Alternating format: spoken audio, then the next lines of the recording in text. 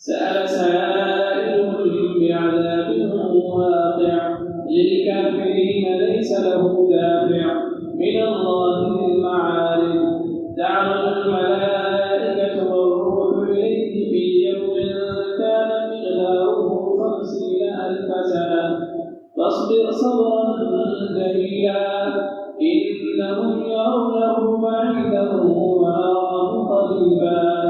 يوم تكون السماء كالمهل وتكون الجبال كالعهن ولا يسأل حميم حميما يبصرونهم يود المجرم لو يفتدي من عذاب يومئذ ببنيه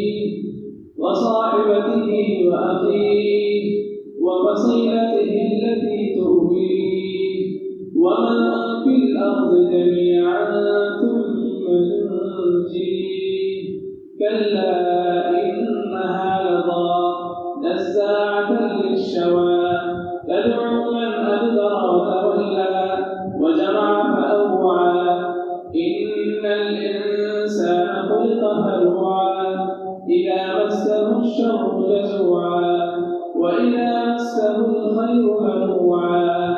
إلا المصلين الذين هم على صلاتهم دائمون والذين في أموالهم حق معلوم للسائل والمحروم والذين يصدقون بيوم الدين والذين هم من عذاب ربهم مشفقون إن عذاب ربهم غير مأمون والذين هم لفروجهم حافظون إلا على أزواجهم أو ما ملكت أيمانهم فإنهم غير ملومين فمن ابتغى وراء ذلك فأولئك هم العادون والذين هم لأماناتهم وعهدهم راعون والذين هم بشهاداتهم قائمون والذين هم على صلاتهم يحافظون أولئك في جنات مكرمون فما للذين كفروا قبلك مهطعين عن اليمين وعن الشمال عزين أيطمع كل امرئ منهم أن يدخل جنة نعيم كلا إنا خلقناهم مما يعلمون فلا أقسم برب المشارق والمغارب إنا لقادرون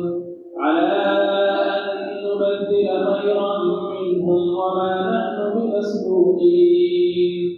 فذرهم يخوضوا ويلعبوا حتى يلاقوا يومهم الذي يوعدون